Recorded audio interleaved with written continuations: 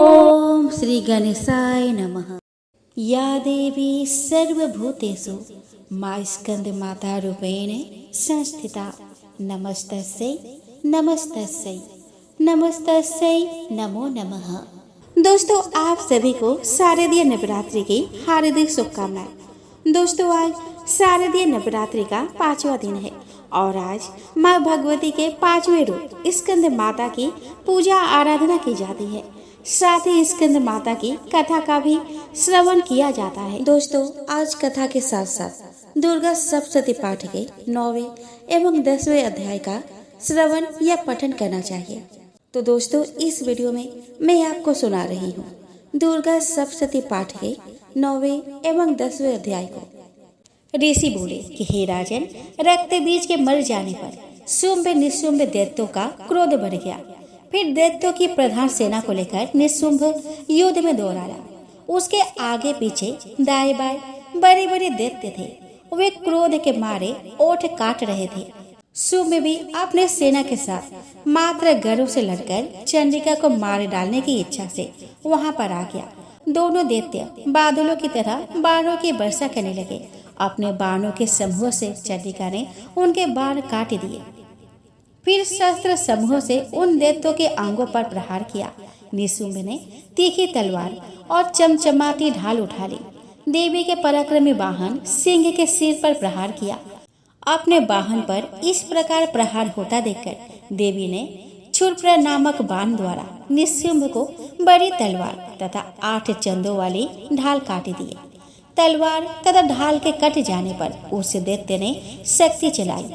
उसे सामने आता देखकर चक्र द्वारा उसके 2 टुकड़े कर डाले। तब तो अत्यंत कुपित होकर निशुंभ दानव ने शूल उठा लिया और उसे फेंक दिया। देवी जी ने मुक्के के प्रहार से उसे भी चूर चूर कर दिया। गदा उठाकर फिर चंडिका की ओर फेंका। देवी ने उनको भी त्रिशूल द्वारा काट दिया और वह भस्म हो गया। उसके अनंतर दैत्यराज को फरसा उठाए आता देखकर 12 समूहों से प्रहार कर उसे पृथ्वी पर गिरा दिया। उस भयानक पराक्रमी भाई निशुंभ के इस प्रकार धराशायी होने पर शुंभ क्रोध में भर गया और अंबिका को मारने के लिए सामने आया। वह रथ पर बैठा हुआ था। उसकी बड़ी बड़ी अनुपम 8 भुजाएं थी। उनमें भयंकर शस्त्र शोभायमान थे। उन भुजाओं से सारे आकाश को ढांककर वह शोभित हो रहा था। उसे इस प्रकार आता देखकर देवी ने शंख बजाया और धनुष की अत्यंत दुस्सह टंकार की। समस्त दैत्यों के तेज का वध करने वाले घंटे का शब्द करके उससे दिशाओं को भर दिया। तब सिंह ने बड़े बड़े हाथियों के महामद को दूर करने वाली बड़ी भारी गर्जना लगाई। उसके द्वारा आकाश, पृथ्वी एवं 10 दिशाएं गूंज उठी। तब काली ने आकाश में उड़कर पृथ्वी पर दोनों हाथों से ताड़ना की कि उस शब्द से पहले के सभी शब्द मंद पड़ गए। तब शिवदूती ने अत्यंत अट्टहास किया। उन शब्दों से दैत्य डर गए। शुंभ के क्रोध का पारा चढ़ गया। अंबिका ने कहा कि दुरात्मन ठहर ठहर। तब आकाश में स्थित देवता जय जयकार करने लगे। शुंभ ने पहुंचकर आग बरसाती हुई भयानक शक्ति चलाई। अग्नि के पहाड़ की तरह आती हुई शक्ति देखकर देवी जी ने अग्नि के भारी उल्का से उसे हटा दिया। शुंभ ने फिर सिंहनाद किया। उससे त्रिलोक गूंज उठा। हे राजन, उस सिंहनाद का इतना घोर शब्द था जैसे कि वज्रपात हो। उसने बाकी शब्दों को परास्त कर दिया। तब शुंभ द्वारा छोड़े हुए बाणों को देवी ने और देवी द्वारा चलाए गए बाणों को शुंभ ने अपने अपने उग्र बाणों द्वारा सैकड़ों हजारों टुकड़े कर दिए। तब चंडिका ने कुपित होकर शुंभ को शूल से मारा।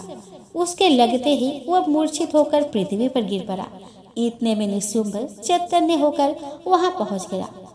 हाथ में धनुष बाणों से काली तथा सिंह पर प्रहार कर दिया। उस दानवराज ने अपने 10,000 भुजाएं बना ली। फिर चक्रों के प्रहार करने लगा। तब घोर संकटों का नाश करने वाली भगवती दुर्गा ने अपने बाणों से वे चक्र तथा सभी बाणों को काट गिराया। तब निशुंभ दैत्य सेना ने आवृत होकर चंडिका के वध के लिए हाथ में गदा लेकर बड़े वेग से फेंका। वेग से आते हुए उसके गदा की तीखी तलवार के द्वारा चंडिका ने काट दिया। फिर दैत्य ने शूल उठा लिया। शूल हाथ में लिए उस देवी पीड़क निशुंभ को आता देखकर चंडिका ने अपना शूल बेग से चलाकर उसके छाती बींध दी। उसके छाती के फटते ही उसी छाती से एक और महाबली पुरुष निकला। वह खड़ी रह इस प्रकार कहने लगा। उस निकलते हुए पुरुष की बात सुनते ही देवी आवाज करके हंसी और तलवार से उसका सिर काट दिया। वह पृथ्वी पर गिर पड़ा।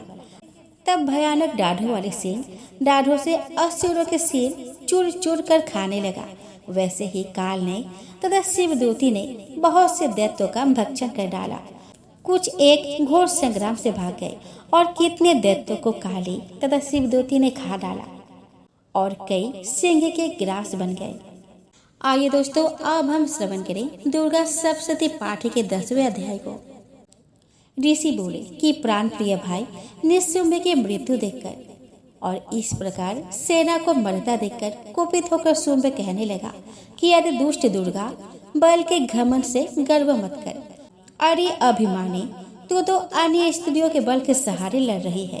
देवी बोली कि अरे दुष्ट, मैं अकेली हूँ। संसार भर में मेरे समान दूसरी है कौन? ये तो मेरी विभूतियाँ है, मुझ में ही प्रवेश कर रही है। इतना कहते ही ब्राह्मणी आदि सभी शक्तियाँ उस देवी के शरीर में समा गई। अकेली अंबिका देवी रह गई। देवी बोली कि मैं अपनी ऐश्वर्य शक्ति समेत अनेक विभूतियों के रूपों में यहाँ पहले विद्यमान थी। अब मैंने सभी रूप समेट लिए। अब तो अकेले मैं युद्ध में खड़ी हूँ, तू भी स्थिर हो जा। ऋषि बोले कि तब सभी देवता और दैत्यों को देखते देखते देवी और शुंभ इन दोनों में युद्ध छिड़ गया। तीखे बाणों की वर्षा तथा भयंकर अस्त्र शस्त्रों से उन दोनों का युद्ध सभी लोगों के लिए भयंकर प्रतीत होने लगा। जितने भी अंबिका दिव्य से दिव्य अस्त्र छोड़ती जाती, दैत्येंद्र उन्हें निवाकर के अस्त्रों द्वारा तोड़ता जाता। इसी प्रकार परमेश्वरी अंबिका भी खेल खेल में हुंकार आदि शब्द द्वारा दैत्य के छोड़े गए दिव्य अस्त्रों को तोड़ती गई। तदंतर असुर ने सैकड़ों बाणों से देवी को आच्छादित कर दिया। तब देवी ने भी कुपित होकर बाणों द्वारा उसका धनुष काट डाला। धनुष के टूट जाने पर दैत्येंद्र ने हाथ में शक्ति उठा ली।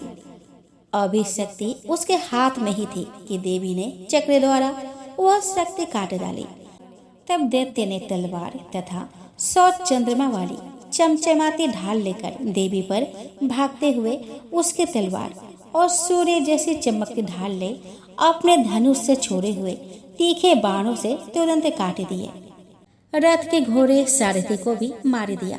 धनुष तो पहले से ही कट चुका था। तब तो भयानक मुद्गा लेकर अंबिका को मारने के लिए दैत्य उद्धत हो गया।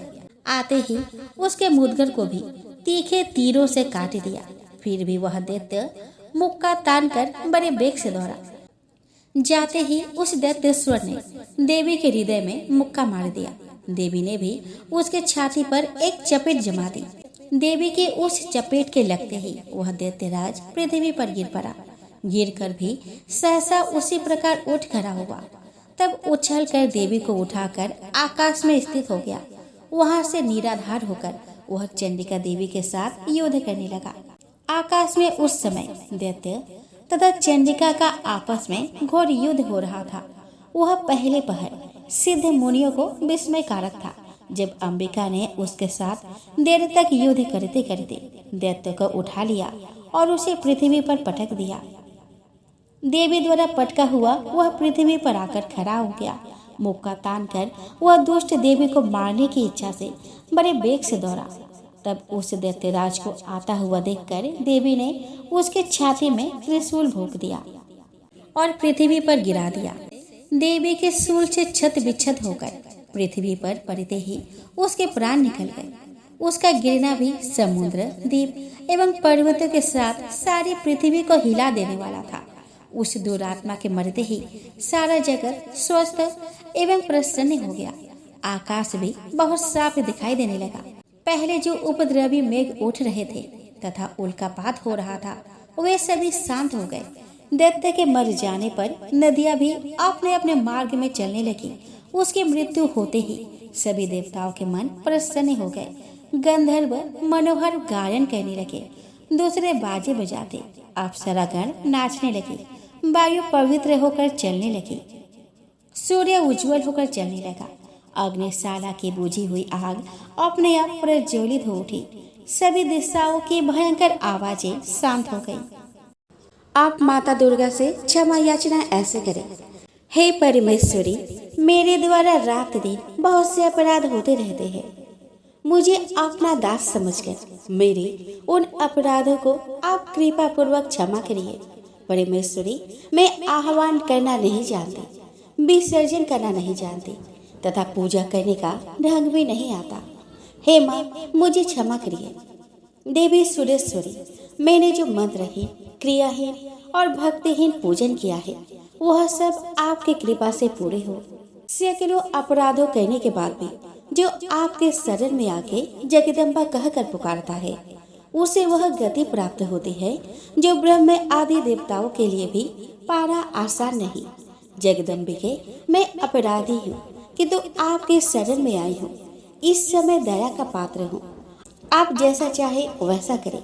हे देवी परमेश्वरी, अज्ञानवश भूल से या बुद्धि भ्रष्ट होने के कारण मैंने जो भी न्यूनता या अधिकता कर दी हो वह सब क्षमा करे और प्रसन्न हो।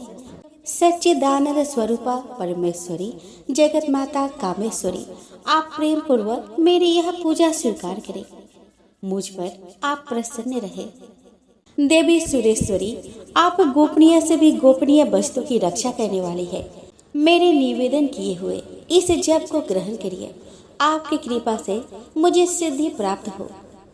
इस प्रकार क्षमा प्रार्थना मंत्र के पास से दुर्गा माता आपके जाने अनजाने में हुए सारे अपराधों को क्षमा करेंगी और उनकी कृपा सदैव आपके ऊपर बनी रहेगी।